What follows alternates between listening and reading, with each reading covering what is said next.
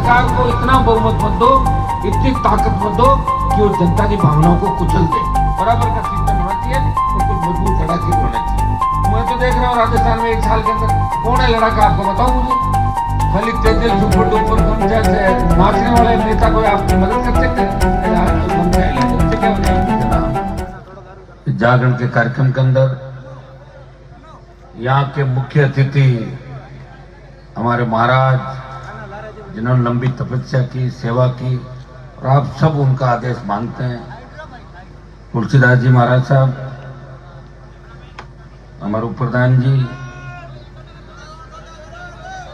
छोटे भाई गोविंद जी कड़वा और समस्त आयोजन समिति, सारी आयोजन समिति, एक साथ सबका नाम लिए, तमाम आयोजन समिति और इलाके के मौजूद जनप्रतिनिधिगण, सम्मानित मंच, मौजूद बुजुर्गों, नौजवान साथियों, माताओं बहनों, प्यारे बच्चों।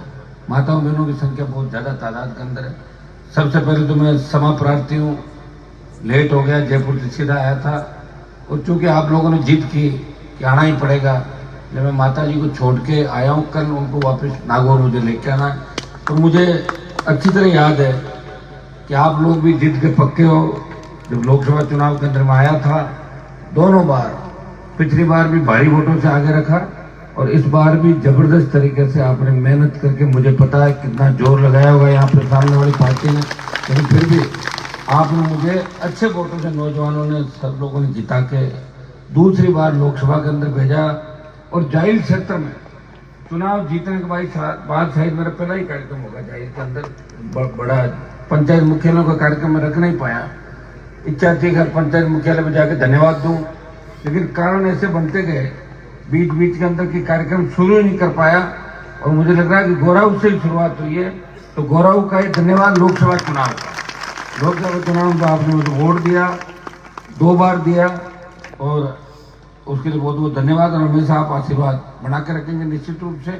2 जोरदार जयकारे लगाए, जय बोले पीतल देव जी महाराज की, तेजा जी महाराज की।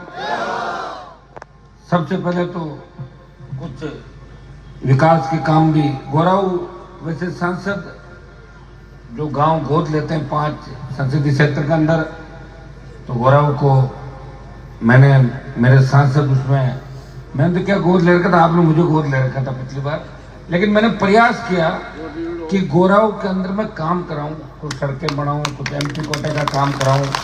प्रयास में मेरे कमी नहीं रही। मैं काम कराते वक्त ये भी नहीं देखता कि मैं जिनको काम दे रहा हूँ वो मेरे साथ रहेंगे कि नहीं रहेंगे। मैं बिना भेदभाव के हर व्यक्ति, हर पंचायत, जहाँ वोट मिले वहाँ भी, जहाँ नहीं मिले वहाँ भी कोशिश यही करता हूँ कि हमारा नागौर अब आगे बढ़े, हमारा क्षेत्र इस देश के अंदर परचम ले रहा है, हम आगे कैसे बढ़े।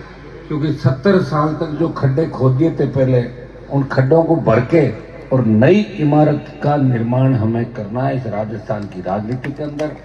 और ये कौन करेगा? ये नौजवान करेंगे।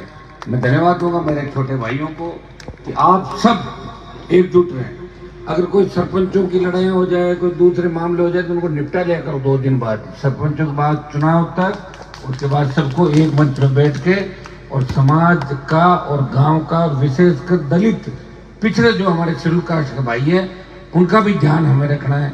क्योंकि हमारी कौम को इसलिए लोग इस देश के अंदर मानते हैं सबसे ज्यादा कि जाट सबकी रखवाली करते हैं, अन्न उत्पादन करते हैं और गरीबों का ध्यान भी रखते हैं, पिछड़ों का ध्यान रखते हैं, जवान के पक्के।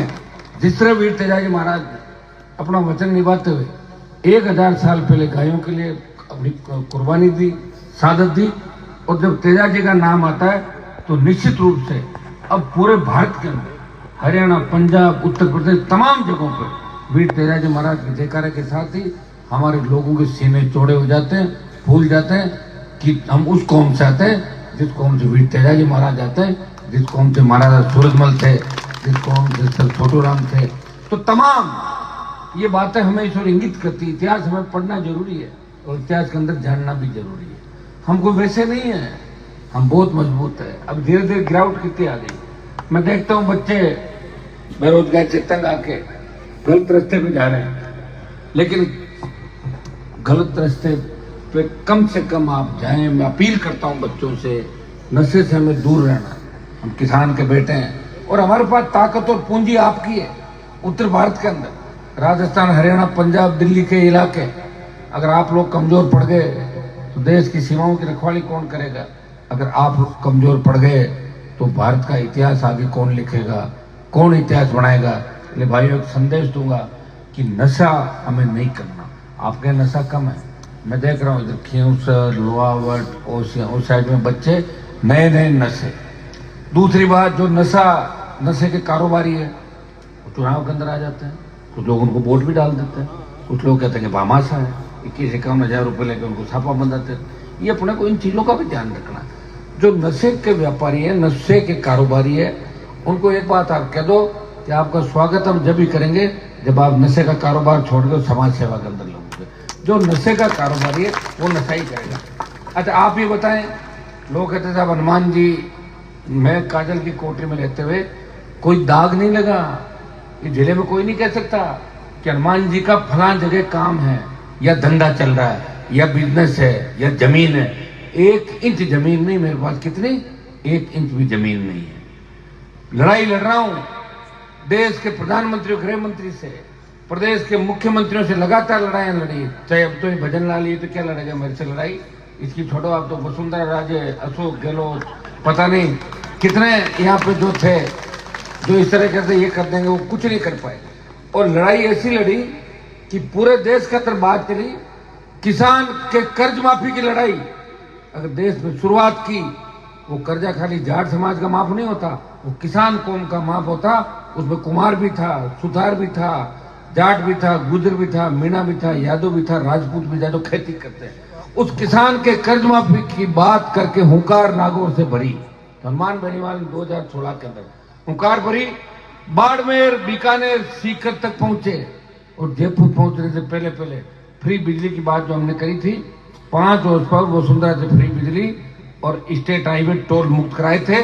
अगर टोल मुक्त की बात किसी ने करी तो नागौर के सांसद ने राष्ट्रीय लोकतांत्रिक पार्टी के घोषणा पत्र में टोल मुक्त भारत और टोल मुक्त राजस्थान की बात करी। भाइयों, कर्ज माफी की जो बात चली वो नागौर की रैली के बाद और बाड़मेर की रैली के बाद मध्य प्रदेश में किसानों ने सीने पे गोलियां खाई और कर्ज माफी के आंदोलन को देश के अंदर हवा दी। मैं आपको विश्वास दिलाता हूं, वो दिन दूर नहीं जब हिंदुस्तान की सरकार से 16 लाख करोड़ का किसानों का तमाम कर्जा माफ कराएंगे। ये मैं विश्वास आपको दिलाता हूं। आप हिम्मत रखें, धैर्य रखें, हौसला रखें। आप इतना ही अंतर देख लें कि नेता तो पहले भी नागौर के अंदर हुए थे, मेरे से लंबी हाइट के भी 2-2, 3-3 इंच, लेकिन माइक पकड़ने के बाद किस तरह की गालियां बकते हैं देखा आपने उन लोगों को। पूरे हिंदुस्तान का तो नाक कटवा दी।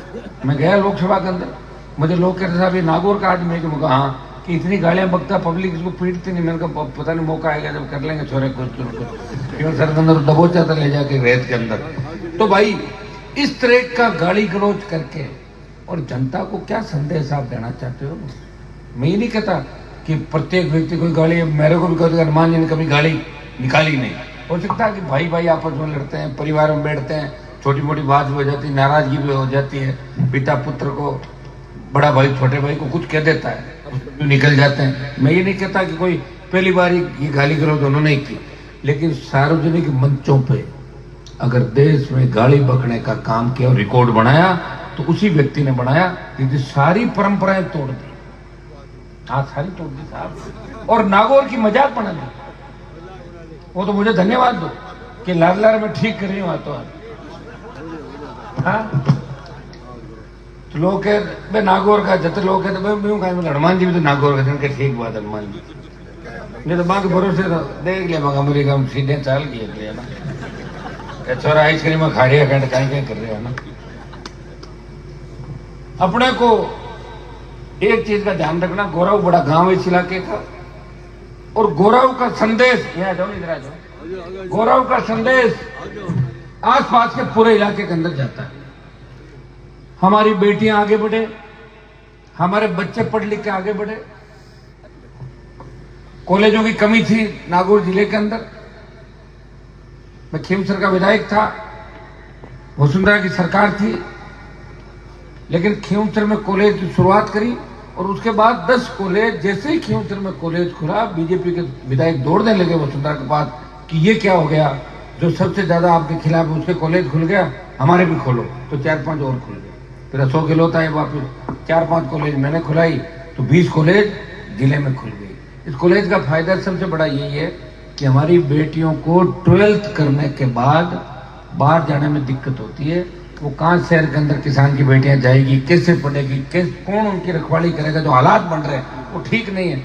तो कॉलेज खुलने का ये फायदा, लेकिन आप लगातार रेगुलर जाए। मैं तो कोशिश करूंगा इस बार इस बात की कि राजस्थान सरकार, पंजाब सरकार की तरफ में ऐसी व्यवस्था करे कि हमारी बेटियां जो कॉलेज में जा रही है, नजदीकी कॉलेजों में, वहां राजस्थान की सरकार खुद ही बच्चों की व्यवस्था करे, हर गांव से लाए और सुरक्षा के साथ बच्चों को वापस गांव-गांव पहुंचाए। ये बसों की व्यवस्था सरकार करे, जिस तरह पंजाब में करी। ये प्रयास करें। वैसे मैं बहुत लड़ा 20-25 साल, लेकिन इस बार थोड़ा सा नर्वस हो गया। इसलिए हो गया, पिछली बार 3 सीट थी, अब बार 1 पे ले आए वापस। तो खाली डीजे बजने से हाँ उल्ला करने से मजा थोड़ी। यार उम्र मेरी भी तो बढ़ रही है, घट तो रही है, आगे जा रहा हूँ भाई, पीछे थोड़ी आ रहा हूँ। लोग तो राज के मजे ले गए, कोई 5 साल ले गया, कोई 15 साल ले गया, कोई 10 साल लगा, आओ मंत्री जी आओ, मंत्री जी आओ। तो मैं तो 20 साल पहले मंत्री जी बन जाता फिर।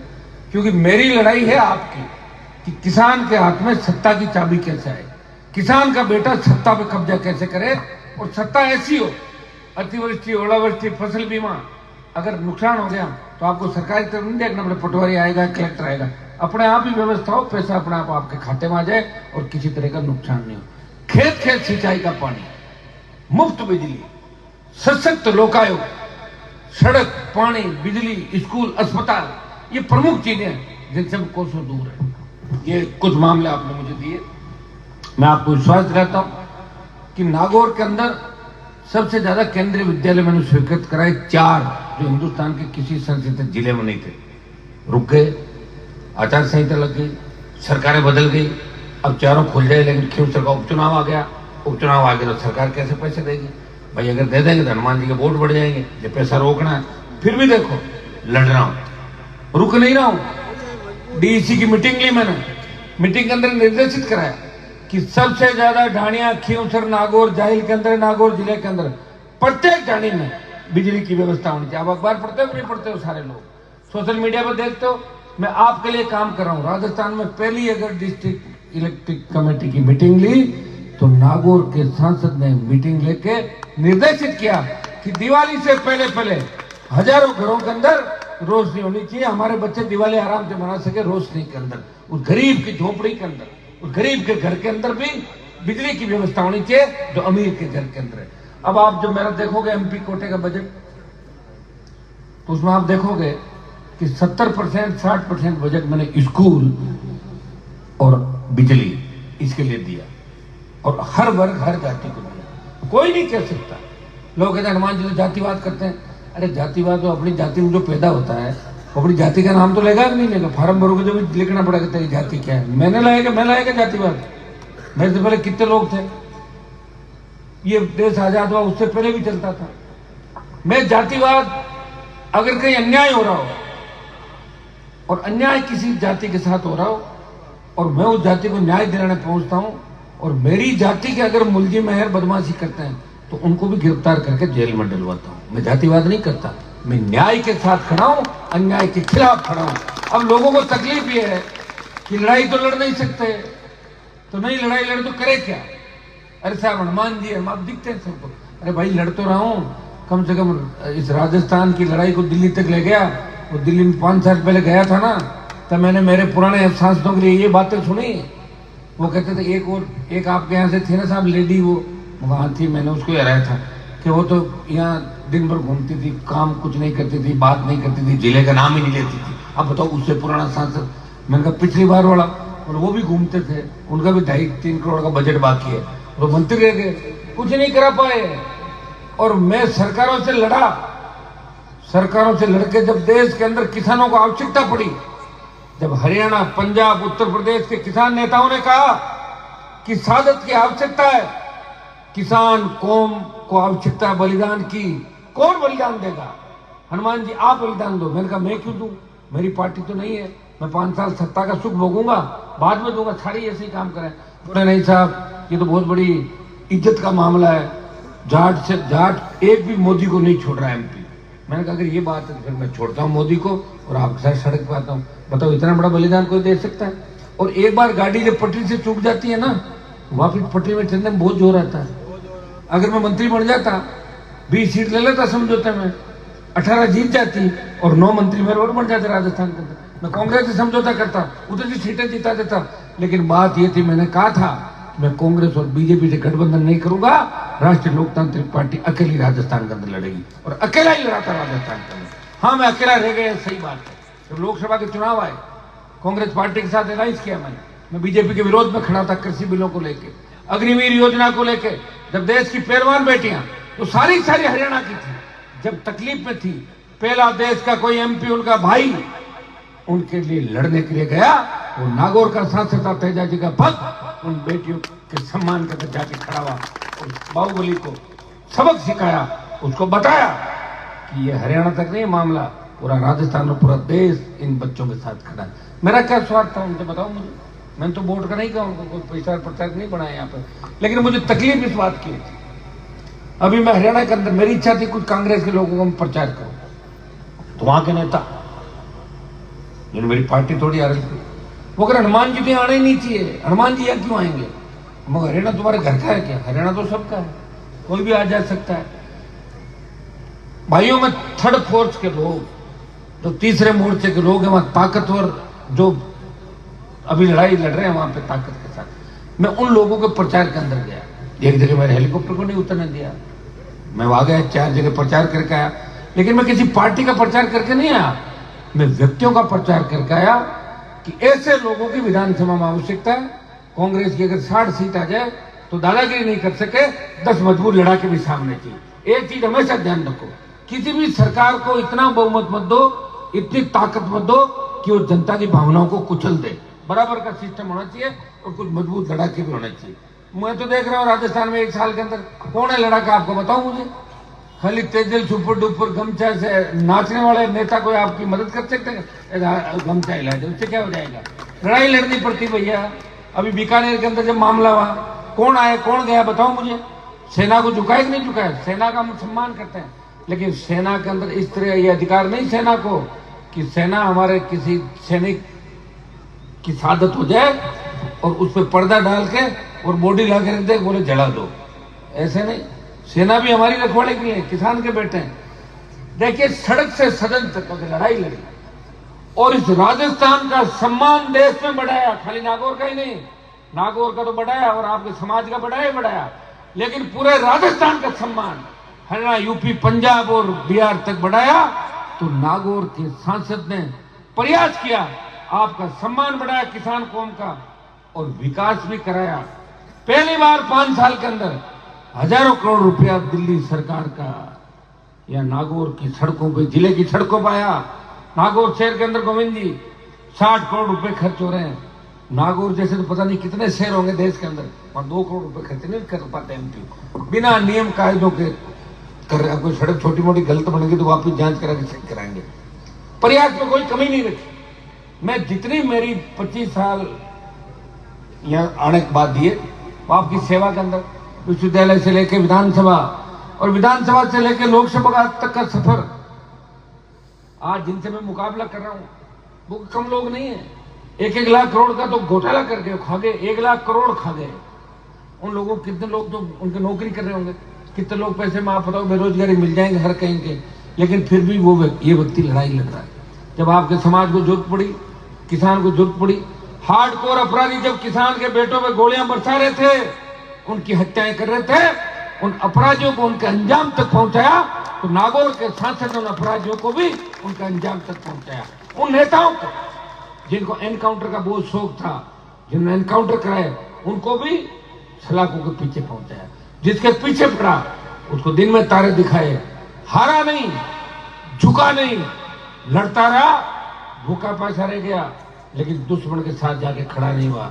ये हनुमान बेनीवाल आपका भाई, इसीलिए आपका आशीर्वाद मुझे लगातार मिलता जा रहा। मुझे दुख इस बात का होता है कि मैं जिनके लिए लड़ रहा हूं और तो थोड़े से आगे आ जाते हैं। आज जिसके पास साइकिल है और भगवान की कृपा से अगर उसके पास स्कॉर्पियो फॉर्च्यूनर आ गई और उसको ला तो हम आगे रहे, लेकिन उस साइकिल वाला गरीब है उसको कुचलना चाहेगा तो ये मैं बर्दाश्त नहीं करूंगा, उसके मैं खिलाफ हो जाऊंगा। मैं चाहता हूं कि अंतिम छोर पर बैठा व्यक्ति भी हमारा भाई आगे आएगा, तब समाज आएगा, तब किसान आगे आएगा, और प्रत्येक कौम, और आप अकेले सत्ता में नहीं आ सकते। शेड्यूल कास्ट के उन भाइयों का, ओबीसी के उन भाइयों का, तमाम उन लोगों का जो हमसे प्यार करते हैं, जो समझदार है, उन सबको हमें साथ लेके चलना पड़ेगा, तब जाके सत्ता के शिखर पर आप बैठोगे। अब 70 साल से बताओ कांग्रेस पार्टी ने राजस्थान में क्या दिया? हमारे लोग तो आपस में लड़ते थे। बीजेपी में क्यों गए? हमारे लोग, जगह नहीं थी कांग्रेस में, ज्यादा हो गए, खुद इधर चले गए, खुद उधर चले गए। हालात जो आपके सामने सारे, जिस तरह की बेरोजगारी का आलम आप देखो, कितना बेरोजगार, अपराध राजस्थान के अंदर बढ़ रहा है। कौन जिम्मेदार इसके लिए? मैं तो सरकार नहीं, मैं तो लड़ने के लिए हमेशा तैयार रहता हूं। कहीं भी आवश्यकता पड़े, मुझे कोई बुलाता है तो आगे जाके खड़ा मिलता हूं। मैंने मेरी रातें, नींद, जिंदगी, जवानी, सत्ता सब कुर्बान की, अपने परिवार को समय नहीं दिया। बच्चे मेरे छोटे छोटे वेट करते हैं, पापा कब आएंगे, वो सो जाते हैं, उनको स्कूल जाना पड़ता है, सुबह मैं उठता हूं, उससे पहले स्कूल चले जाते हैं। हर व्यक्ति चाहता है कि जीवन में कुछ सुख उसको मिले, चाहता नहीं चाहता? हर व्यक्ति थोड़ा बहुत आराम चाहे, कौन चाहे, और माने मिलियो कहीं है, एक चले यार, एक माथे पाँच आएगा। 25 साल पहले शुरुआत करी और एक पे आके वापिस अटक गए। तो इस राजस्थान के अंदर भी लोगों के अंदर मैं चाहता हूं कि वो दम पैदा हो तो हरियाणा, यूपी, पंजाब, बिहार, झारखंड, महाराष्ट्र, वहां लोग तीसरे मोर्चे भी बनाते हैं, पार्टियां भी बनाते हैं, उनकी सरकारें भी बनाते हैं, और आवश्यकता है तीसरे मोर्चे जहां है वहां कांग्रेस और भारतीय जनता पार्टी की दादागिरी नहीं चलती। लोग कहते हैं दादागिरी करोगे तो तीसरे वाले को तैयार कर दें। उनकी दादागिरी खत्म करने के लिए तीसरे मोर्चे की आवश्यकता भाई। निश्चित रूप से नागौर से जो शुरुआत हुई है ये आगे बढ़ेगी, समय लग सकता है, कुछ कमी आ रही, कुछ हमारे लोग सीधे हैं, संगठन वंगठन बातों को नहीं समझते, पैसा भी नहीं था हमारे पास, हमने कोई क्राउड फंडिंग का 1 रुपया भी नहीं मांगा। सबसे बड़ी बात तो देखो आपका नेता कैसा है, इसने 50 पैसे का चंदा नहीं किया। सारी पार्टियां चंदा लेती है, इलेक्टोरल बॉन्ड, जिसमें बीजेपी तो गाय का मांस निर्यात करने वालों से चंदा ले लिया, लेकिन तो क्या बात दे दी लोगों ने वोट। जब झगड़ी नहीं होती है, 2 ही खड़े हो जाते। मान लो ये सपोज करो कि गांव में 2 आदमी खड़े हो गए, तीसरा कोई खड़ा नहीं हो रहा है, जब गांव वाला क्या कहीं करा, दोनों एक दिशा ही है, किसी भी गांव के अंदर बात करने पर क्या दोनों एक दिशा है, कर्म फूटे तो चलो देना जाए, देना है वोट को, ऐसी स्थितियां बढ़ जाती है। तो इस प्रदेश में क्या बात, कांग्रेस बीजेपी एक बार यूं धापगा कि बढ़ो इन पट को इन दे दो, आज भी तो वो क्या वही है, वही घोटाले, गफले, पेपर लीक, भ्रष्टाचार, काम कहा था ना 1 साल में पकड़ लेंगे सीबीआई को, नहीं पकड़े जा रहे हैं। कोई अधिकारी को पकड़ने से क्या हो गया भाई? वो नेता कहां पकड़े गए जिन्होंने पेपर आउट कराए, जो जरूरी पकड़ने के लिए। तो अभी उपचुनाव के बाद ये लड़ाई भी हम राजस्थान के अंदर लड़ेंगे। बहुत लंबी बात हो गई, समय भी लंबा होगा, दोबारा आपके गांव के अंदर आऊंगा। आप चूंकि आपने मुझे बहुत प्रेम से बुलाया, इसलिए मैं आपके बीच आना भी जरूर, आपने प्रेस्टीज पॉइंट बनाया कि आपको चलना ही पड़ेगा, और सामने लाने के लिए भेज दिया आपको, तो गाड़ी लेके आना बैठ के। तो मैं आ गया, और आगे भी गोराव के अंदर अब जब भी कोई आवश्यकता आपको पड़ेगी, मैं कुछ घोषणाएं मैं गांव में करके जाऊंगा, तो पुरानी भी मेरी हो तो आप मुझे याद दिला देना वापिस। ये एक जो जीएसएस की मांग है, आपका जीएसएस स्वीकृत करा के इसको चालू करा देंगे, जीएसएस को गोराव के अंदर जल्दी कराएंगे आपका। दूसरा, टंकी पानी की जो बनी, इस टंकी को जल्दी जुड़वा देंगे ताकि लोगों को पीने के पानी की समस्या का समाधान हो। ये जल्दी टंकी वाला काम कराएंगे। उप स्वास्थ्य केंद्र गोराव को पीएचसी में कर्मोन्नत कराने के, देखो अभी उपचुनाव तो सरकार में मेरी चल नहीं रही है, कम चल रही है, लेकिन उपचुनाव के बाद फिर सरकार को हम ही चलाएंगे, आप चिंता मत करो। तो उसके बाद आपकी पीएचसी भी बना देंगे, डॉक्टर लगवा देंगे। एक आपने पशु चिकित्सालय, क्या बिल्कुल कंपाउंडर भी नहीं है क्या पशु वाला? है ही नहीं क्या हॉस्पिटल? नहीं, पशु खुलावा नहीं क्या? खुलावा नहीं है, पशु उप केंद्र। पहले पशु उप केंद्र खुलाएंगे, फिर उसको पशु चिकित्सालय करा देंगे, ठीक है। एक मूर्तियां चोरी का जो मामला, इसको मैं वापस खुलवा के नए सिरे से मैं इसकी एक बड़ी टीम राजस्थान लेवल की बना के और इसका पीछा करेंगे। मूर्ति चोरने वाले चाहे कोई भी हो, कहीं भी हो, उनको पाताल से भी निकाल लेंगे, अगर इधर तो पकड़ लेंगे। जो भी है, मूर्ति के जो चोर है अपनी भावनाओं के साथ ठहर सकेंगे। मुझे याद है 7 साल पहले आप लोगों ने मुझे भी बात करी थी कि मूर्तियां चोरी, मैंने एसपी को कहा भी था, लेकिन मूर्तियां नहीं मिलना, कम से कम मंदिर की मूर्तियां नहीं मिलना। देखो पीतल देव जी महाराज तो सजा देंगे उन लोगों को जो चोर है, लेकिन हमारी भी ड्यूटी बनती है कि चोरों का खुलासा हो, कहीं और मंदिर में और नहीं डाका डाल दे, इसलिए उनको पकड़ना जरूरी है। आप चिंता नहीं करें, मैं इस मामले की आपकी बड़ी जांच कराऊंगा। मैं प्रयास करूंगा कि बड़ी से बड़ी राजस्थान की एजेंसी इस मामले की जांच करे और इस चोरी का खुलासा करेगा। हमारी बच्चों के पढ़ने के लिए नजदीकी कॉलेज कौन सा जाइए ना, या तो ठीक है। एक सड़क दे दी, बहुत लंबी लिखी है आपने जाना, 40 किलोमीटर कितनी है, ठीक है। रत्ताऊ और घोराव 2 बड़े गांव हैं। इस सड़क को भी मैं जो अब तो मौका लगने 10 घोरा वाला मारे ठाके रहे 24 घंटा खड़े नाराज बेटा मंगरा सर की टीम सारी, तो ये भी करा देंगे आपका, ठीक है। इसकी भी मैं घोषणा कर रहा हूँ प्रधान जी, ये भी जो आपने मुझे कागज दिया है 100% घोषणा है, 100% काम आपको। देखिए मेरे काम पहले भी हो गए थे, जो मैंने कहा था वो सारे काम कराए। अब कोई आपका मुन्ना हो कहते नहीं कर, बात अलग है। अच्छा तो क्यों है, पर जगह दिया करें तो कौन की होगा, नहीं हो गया। तो आपको बहुत बहुत